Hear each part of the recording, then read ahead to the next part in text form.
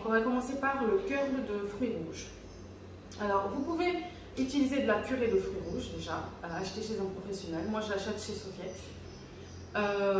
Mais pour cette vidéo, j'ai pris des fruits surgelés pour vous montrer comment on peut faire aussi une crème avec des fruits surgelés. Donc là en l'occurrence il y a des framboises. J'ai sorti les framboises la veille au frigo pour que ça ait le temps de se décongeler parce que c'est pas évident de mixer des framboises congelées. Donc on va les mixer. Voilà. Et ensuite on va juste en retirer la purée ou le jus. Voilà. Alors, je vais mettre ça dans mon blender. Et bien sûr, j'ajouterai un petit peu d'eau pour aider justement la pulpe à passer à travers le tamis. Voilà.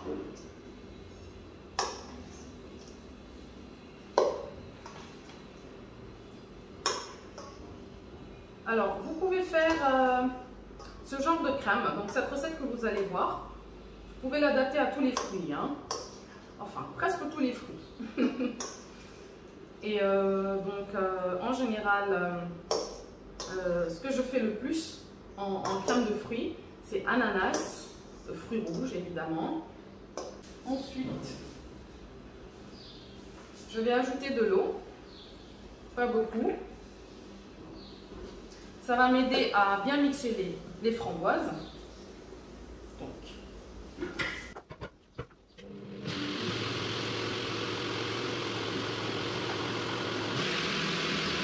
J'ai ma purée de framboises ou de fruits rouges, vous voyez. Et je vais le passer à travers un tamis et je vais faire en sorte d'obtenir au moins 1 litre. Bon, après je vais voir combien j'ai. En fonction de ça, je pèserai les ingrédients comme le sucre et la farine ou la maïzena. Alors, je pose le tamis par-dessus. J'ai mis une serviette exprès pour ne pas salir. Comme ça, je pourrais l'enlever après. Alors, je pense que...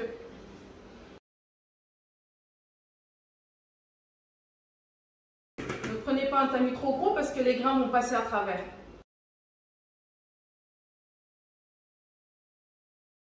Hop, à côté. Je crois que je vais rajouter un petit peu d'eau. Voilà.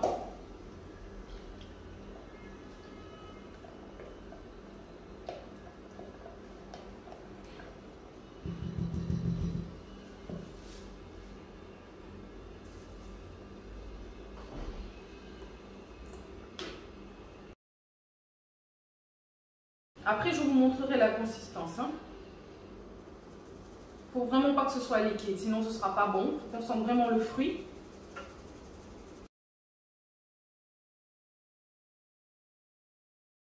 Alors là, j'ai obtenu 1,6 litres. Donc en fonction de ça, je vais faire mes pesées. Donc je vous mettrai quand même les ingrédients de... Je vous mettrai quand même les ingrédients précis sous la vidéo pour que vous puissiez reprendre la recette à la maison. Alors, nous avons notre casserole. Et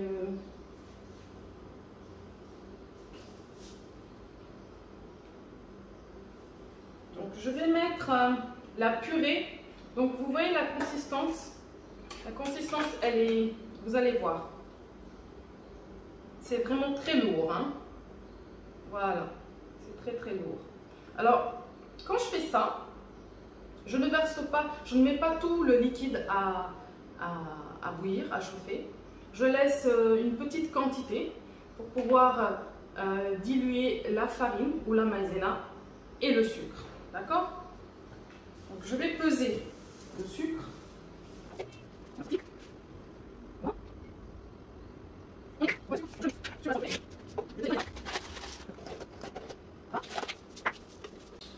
Et je vais mettre la maïzena aussi sur le sucre.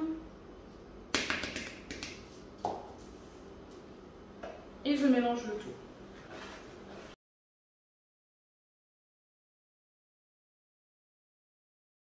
Donc vous portez la crème à ébullition.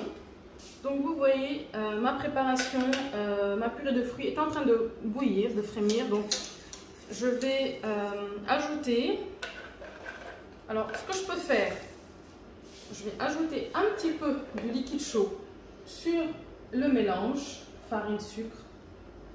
Voilà. Je dilue, je mélange assez vite. Voilà.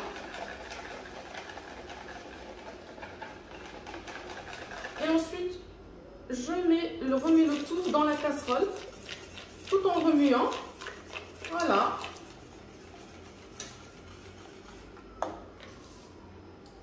Alors, je n'arrête pas de remuer, parce que c'est une crème cuite quand même. Il y a de la farine dedans. Donc, il faut remuer régulièrement pour ne pas que ça colle dans le fond. C'est le même principe que la crème pâtissière. Voilà. Franchement, vous pouvez vous lâcher au niveau des garnitures. Apprenez à travailler les fruits en forme de purée. C'est simple de toute façon. Pour une crème, vous avez un liquide, de la farine et du sucre. Voilà. Le liquide, vous le choisissez. Vous pouvez l'aromatiser. Quand je dis farine, ça peut être de la farine, ça peut être de la maïzena, la fécule de maïs. Et le sucre. Voilà. Après, vous faites ce que vous voulez. Vous pouvez choisir la purée de fruits que vous voulez. Vous pouvez transformer en purée n'importe quel fruit que vous aimez. Et comme dans une de mes vidéos où j'avais expliqué comment utiliser l'ananas, par exemple, vous pouvez aussi, une fois votre crème de fruits prête et refroidie, ajouter d'autres morceaux de fruits à l'intérieur et fourrer votre gâteau.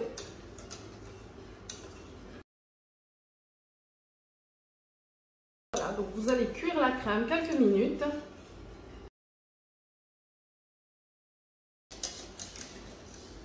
Là, vous voyez que la mousse qu'il y avait au début commence à disparaître.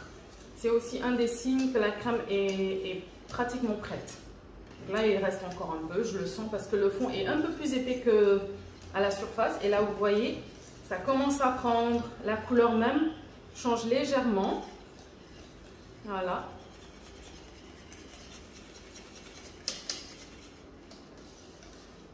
Voilà.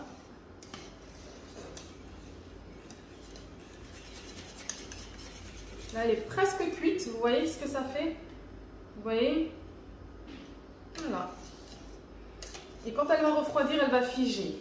Voilà, elle va figer. Vous pouvez aussi choisir d'ajouter un petit peu de beurre.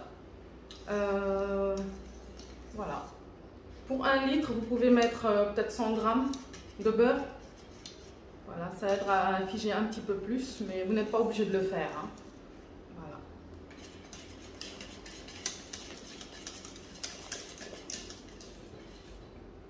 Alors, si vous ajoutez le beurre, vous l'ajoutez bien sûr dans la préparation chaude pour que le beurre puisse fondre dedans, hein.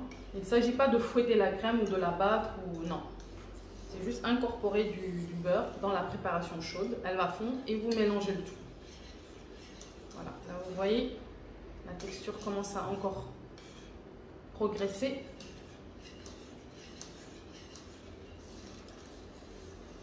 Là, on a beaucoup de crème, donc ça prend un petit peu plus de temps que si j'avais pris juste 500 ml. Vous voyez, regardez, comment ça va être élastique. Vous voyez? On y est presque. On y est presque.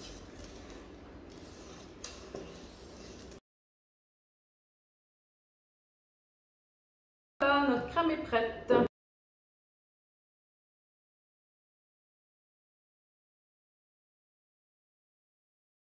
Alors, prenez un plateau propre que vous n'utilisez que pour la pâtisserie.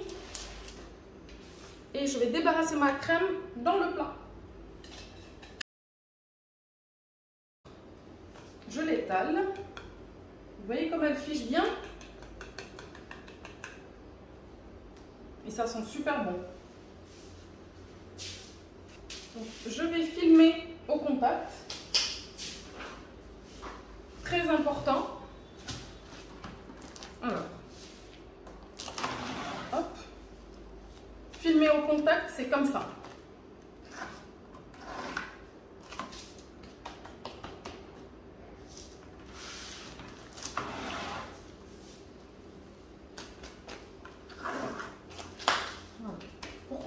contact, c'est pour ne pas qu'en refroidissant, pardon, on ait de la vapeur en dessous qui se transformera en eau et on ne veut pas d'eau, on ne veut pas ajouter d'eau dans notre cœur, dans notre crème. La même chose pour les crèmes, la crème pâtissière, tout ce qui est crème chaude, filmez toujours au contact. Donc voilà, nous avons nos poches et on va remplir. Alors, je vais porter des gants pour ça.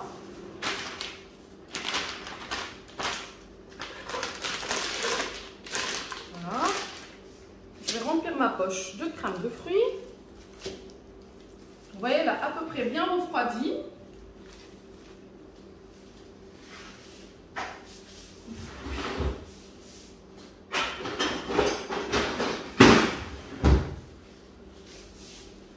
Ensuite, je vais venir remplir la poche à l'aide d'une spatule, une maryse. Là, c'est encore légèrement tiède, c'est normal, qu'elle ait cette texture, mais elle figera encore plus une fois passée au frais. Voilà. Voilà.